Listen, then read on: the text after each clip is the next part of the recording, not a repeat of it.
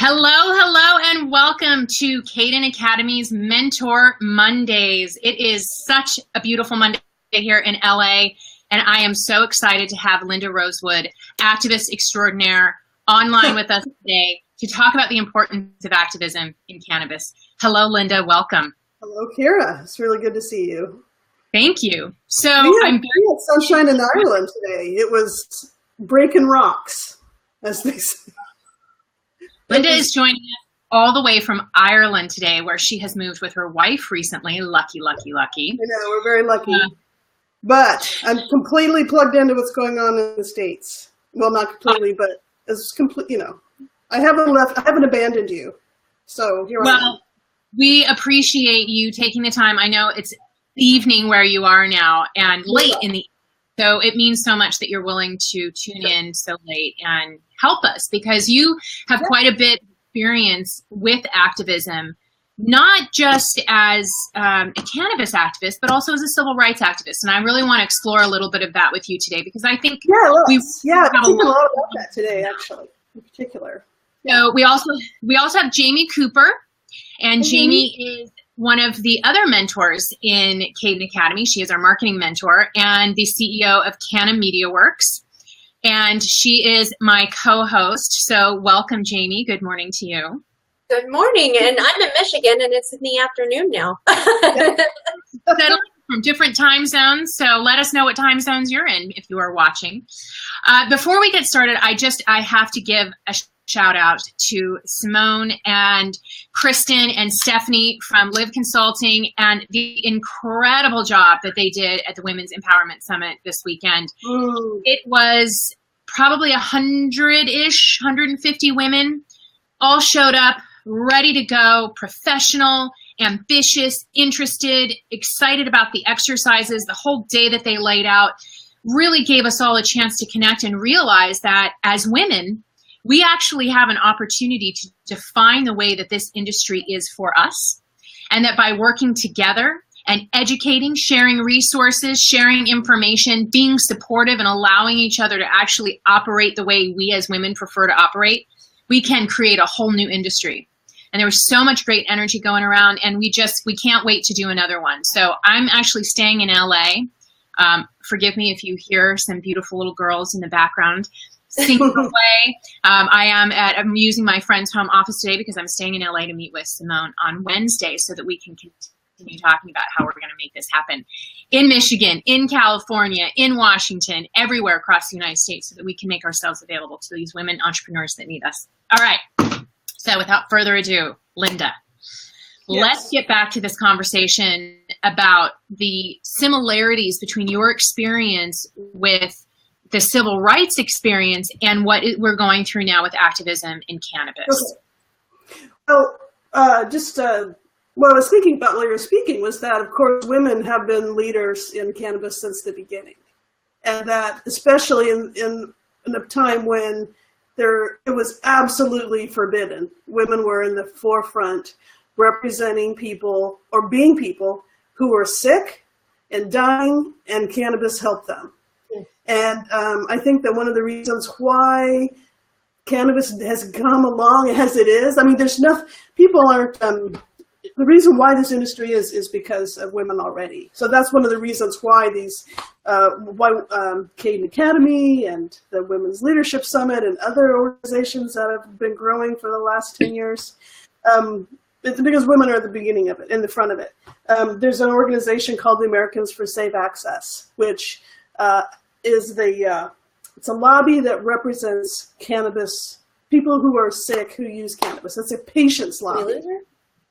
Americans for Safe Access, and that was founded by a California woman, Steph Scher. So it's just been, we've been there at the beginning, all along.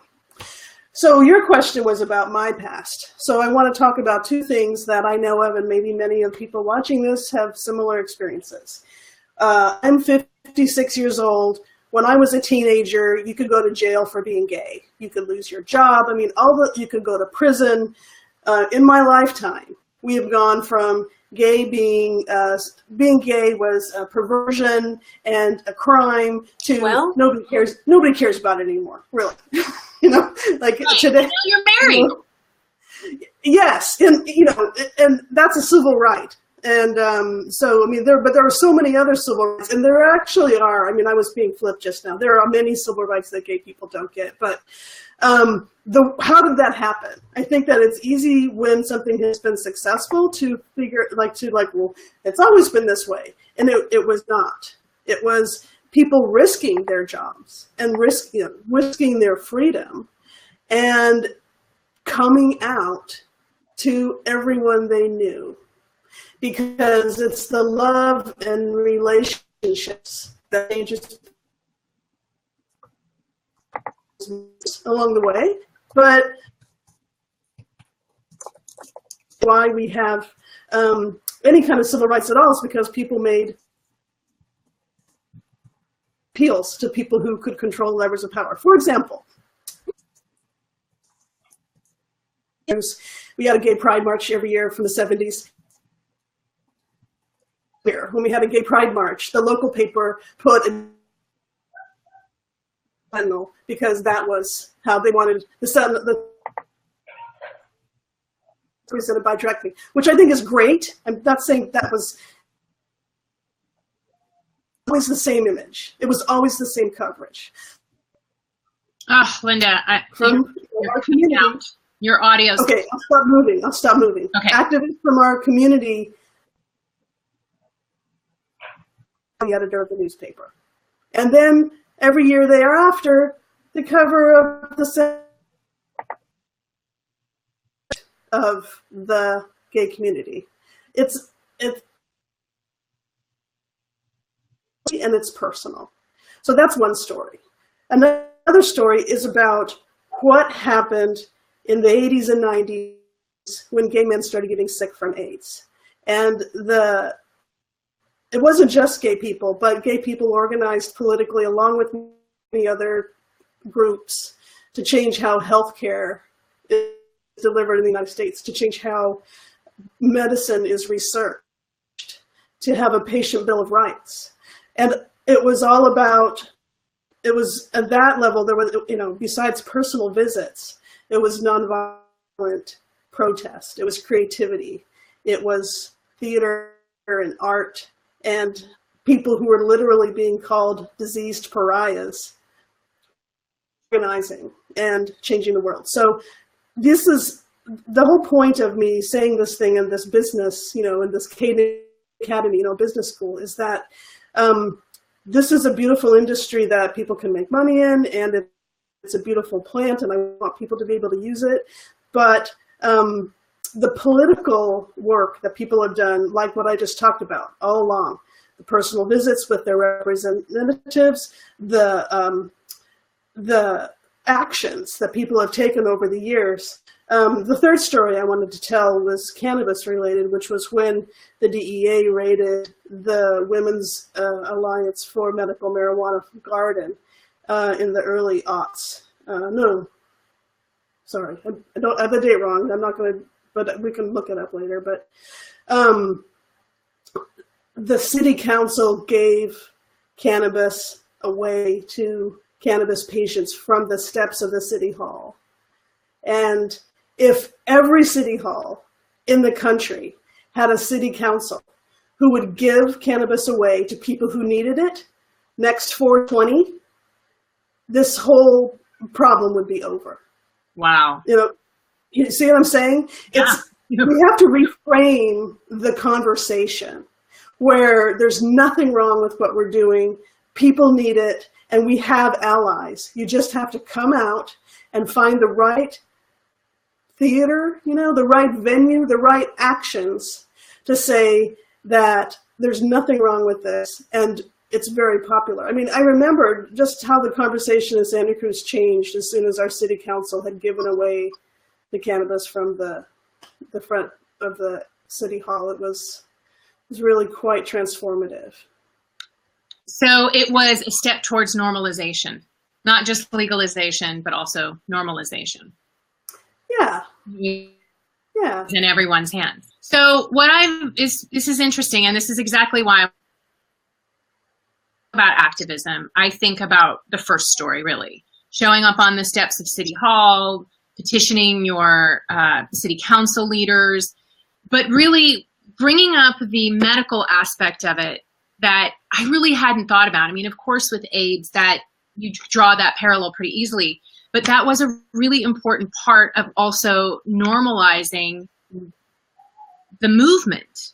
And I think it's true for any kind of civil rights action that it isn't, there's many different ways that you can participate in normalizing whatever it is that you're trying to fight for those rights for. It isn't just about city council. It isn't just about going to protest. It's just about writing letters. There are many ways that you can help to mainstream an idea or normalize an idea. Yeah, it's true. At every level. What are some things that you're going to talk about in your module that you recommend people do to take some serious steps as an entrepreneur, as somebody who's actually very busy because they're starting their own business, they have maybe a full life on top of a business? How do you fit in activism? Well, any person with a business needs to be politically active. And in cannabis, if your state has whatever, decriminalized or legalized or whatever the state law has done and given you excitement about starting your business, any local jurisdiction has control over the businesses that are in that local jurisdiction. So and this is not just cannabis, it's just like you can't, some places you can have like in Santa Cruz, you can't have a strip club. And other cities in California, you can have a strip club. And, you just can't do it there. So if you want to start a business, find out who else in your town are doing, I'm going to stop moving, are doing cannabis businesses, and who are they, and make friends with them, and find out how they are working together to make sure that local ordinances support you. And then find out who are the businesses in your area who have a similar business as you that's not cannabis. So if you're a whatever, and when I say local area, think about who your customers are. Are you a national company already? That's great. So it's everyone in the United States. But you're probably a state. Most people are bound by state regulations. So find out those two things. Cannabis business organizations in your state and the other business organizations that are similar to your business. Find out who those people are. Maybe you already have done that, but. Well, I just want to say that bringing something over from my experience in the social media world and my background around community building, there's a word we use. It's called co-opetition. And a lot of people are afraid to talk to their competition because it's a threat. And that's, very kind of old school mentality about business. But in the world today, it actually is very beneficial for us to cooperate and collaborate with our competition because we really are in this boat together. And if laws and rules are passed that affect our business, they're not just going to affect our business, they're going to affect everyone else's business that's doing what we're doing. So it's much more effective to join together, to cooperate so that you can make many loud voices that will protect your business. I can't imagine why someone would think that cooperating with another business would be bad for them. That, because that's how the big boys do it. That's how the big boys do it. There's absolutely, you compete with your customers. Your customers will decide if your product or your service is good or not. But you're not going to come, maybe I'm just optimistic, but I don't think you're going to be hurt by, because, when you hear this word special interest groups, a special interest group is an industry lobby. And the industry has lobbies, and you should find out if they're working for you and join them.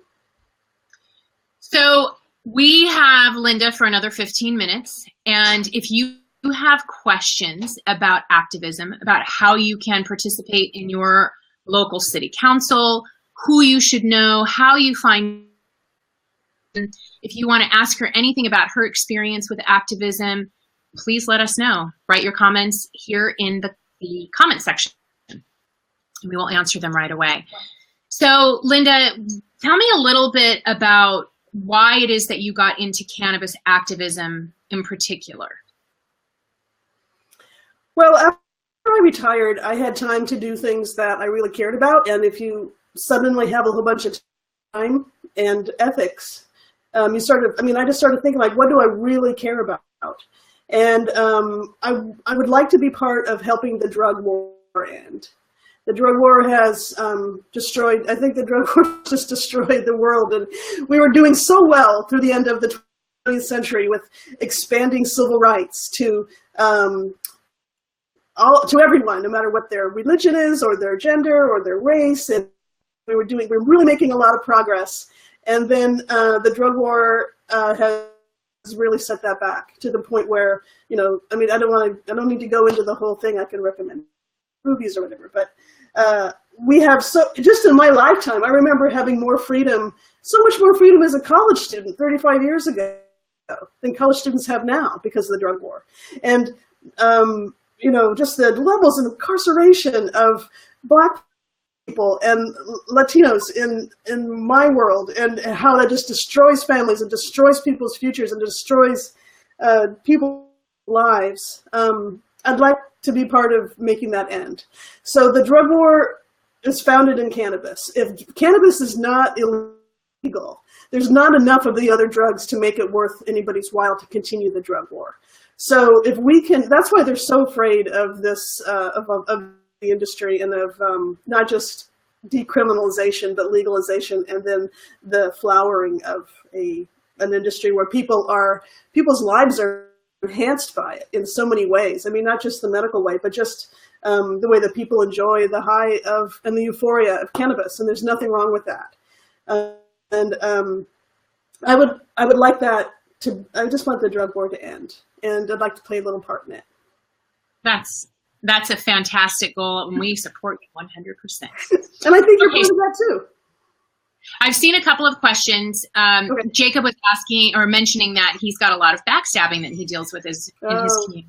I just saw another one. Jamie, do you see those questions coming up? The backstabbing. Mm-hmm. There is a lot of backstabbing. And I've seen terrible things. Yes. Isn't an activist putting a target on your back? Yeah. Yes. That's a good question. Yes, it is. And so it depends. Like, yes, you're a target to have someone rat you out. You're a target to have someone do, or to maybe in a legal state, you could become subject to some sort of regulation violation or something like that. I think I just would have to say that you have to have a lot of friends. I mean, this is why it's political. Political is about power, and power is about relationships. And I mean, I'm not going to say that women don't backstab. I think that's important to say that, that just because we're women doesn't mean that assholes to each other or really hurtful to each other. So I think that we have to model ethical behavior and to not partner with people who are unethical, no matter how much money they might make us, because there's every industry, and there are certain industries that are more ethical than others, and that by establishing open and then ethics and signing on to sort of business practices. That's coming out of the shadows and start having business practice requirements to join systems, that the cannabis industry will be able to mature out of its criminal past, but it will take a generation. Yeah, and that, Jacob, my recommendation to you is you need to start hanging out more with women in cannabis. There is less backstabbing going on with women in cannabis than I've seen in any industry I've been a part of, and I've been a part of music and tech, entertainment. And there are people who are still living in cannabis's past, where it was criminal, and they are backstabbers, and they will probably try to undermine you. So the best thing that you can do is surround yourself with a strong network of people who really support you. We're together.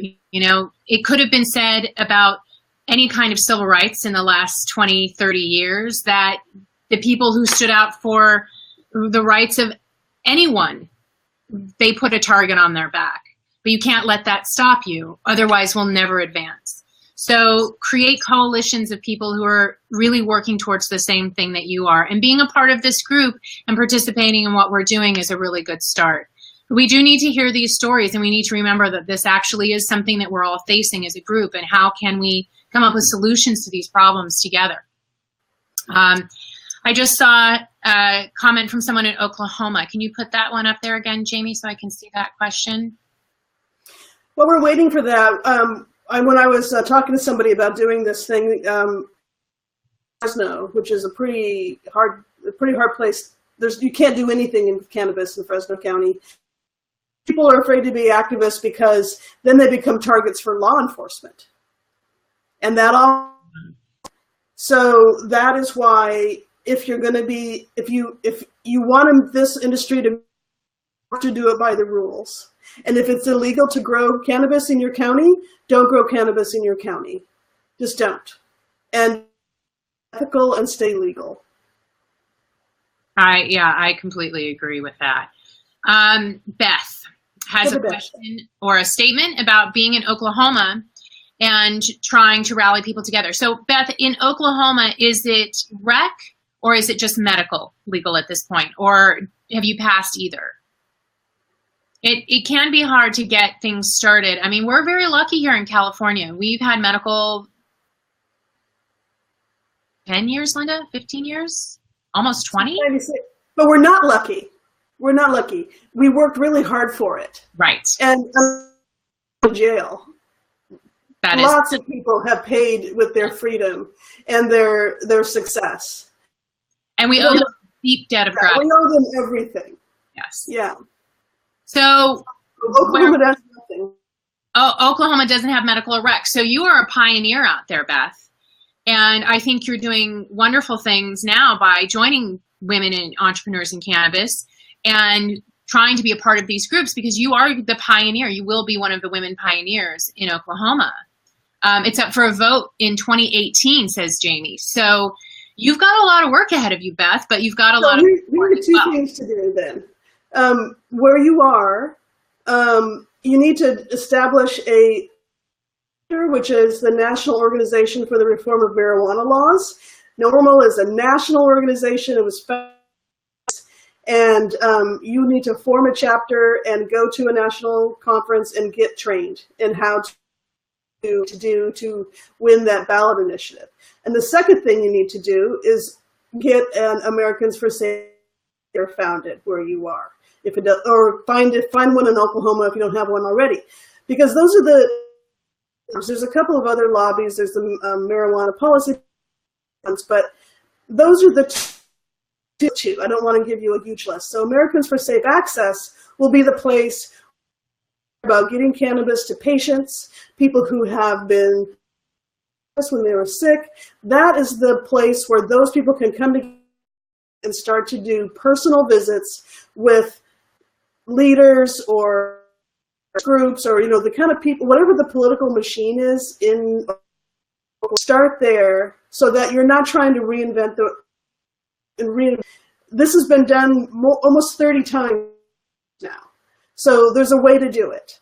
And if you can tap into the organizations that have the infrastructure for winning those elections, you have a much better chance of being successful, and you'll meet some fantastic people. That's really good advice, Linda. And you have a lot to draw on. Linda's right. We've legalized it in many states, both medical and rec. There are a lot of lessons that can be learned. And you're voting in 2018, but this year, in November, 14 states are voting on legalization. Wow. So even of that, it's just tipping the scales in the other direction. So there are a lot of states that are blazing the trail for you. And in my personal experiences, I've come out more and more about being involved in cannabis. It actually leads the way for others. And there are a lot of people who are just waiting for someone else to step out, for someone else to take that step and have that courage to get others to follow. And it's been kind of interesting since we launched Women in Cannabis, the group that I launched last year with Lynn open about it. I've had people, aunts and uncles and people I went to high school, approach me on Facebook and ask me, how do I do this? What's a dispensary? My son's going to be working for a delivery service. Is that safe? And you would be amazed at what being a leader does for other people and gives them a safe place.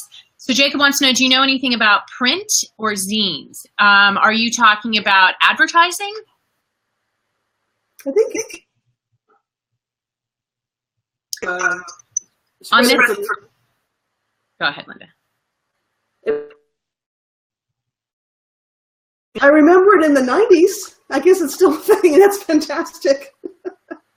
So everything that can be done, really, the political activism is medium independent.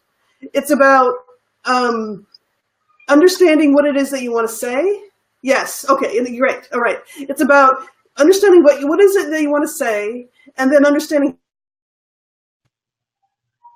that's marketing and journalism and You're going to have to repeat that, Linda. You cut out.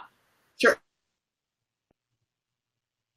I think political activism is medium independent. It really doesn't matter what the medium is, because it's about and changing people's minds through personal contact.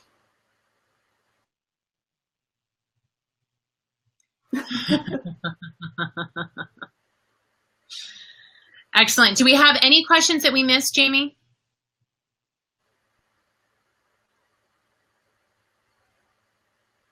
Okay. Okay. So it looks like we are at our 12:30 mark and we have run out of time. Thank you for putting up with us today. Oh, here we go. If a business owner is competing with other business owners and licenses that are limited, there's no cooperation ever going to be provided. Easier said than done. What's your insight on that topic? Okay. Is that a political problem? Like, it's a political problem because why are there not enough licenses? How does the city council determine how many licenses are going to be issued? Part of the way is that they have personal relations, sure that their friends get the licenses. I mean, that's reality. That's how politics. So think about the big issue is a limited number of, for the size of the people who need cannabis. And how do you make that one dispensary in Palm Springs and it's a giant building on an acre of land? Who decided that? Wasn't there a conversation? Or maybe there was a conversation, I'm not sure where you are, but big. Why are there limitations put for the people? The final thing I want to say here is how incredibly popular cannabis in California has banned dispensaries, and there's a bunch of dispensaries still operating so-called illegally, and the city tried to get a motion passed or something so that they cut off the power to the dispensary so they can't even keep the lights on anymore. And instantly, they were deluged with a petition, thousands of people saying, keep those dispensaries open. So even an illegal dispensary is so crucial to people that a city council will respond. If everyone who needed cannabis would just meet personally with the 4 or 5 people on their city council and tell them why they need it. It's the very simple things, like, everybody doing the city council, giving away cannabis. We can change this. You don't have to focus on the minutia and the limits that they put in front of you. What's the big picture? Cheap, safe, wonderful cannabis in its many forms. A vibrant market with unbelievable amounts of profit. The big picture. Keep looking to make that happen. That's great advice and insight. It's, we can get really caught up behind the perception stuff because, well, there's only so many licenses. And so if I'm partnering with somebody or I'm willing to cooperate with someone and there's 3 licenses and we're all trying to get them, there's 10 of us trying to get them, it creates this intense sense of competition, and it's kind of almost what they want. They want us to stay divided, because if we're divided, we have no power. Yep. And there will be those who will want to stay divided, who will want to grab the power for themselves. But if you can find those who are willing to collaborate and not that way, there are people like myself and like Linda and lots of other business owners who do realize we have power in numbers. My business will grow more if we have more access. I used to work with in Los Angeles who had a club and I helped him to reimagine what community could be. And before I started working with him, all of the venues there were fighting for every dollar. They wanted everybody's dollar that came on. It's got to be mine. You learn how to focus on bringing people here and dividing that dollar up. Experience, so they don't just park their car and go to one venue, but they park their car and they go to 3 or 4 venues. They're friends. Then we're all coming up with them. And they adopted that mentality. And I'm telling you, from 11 years ago when I started working with him, the Sunset Strip in Los Angeles has gone from being kind of a no old school, the dead, the dying, the has-been of the music industry to a vibrant, exciting destination once again in LA.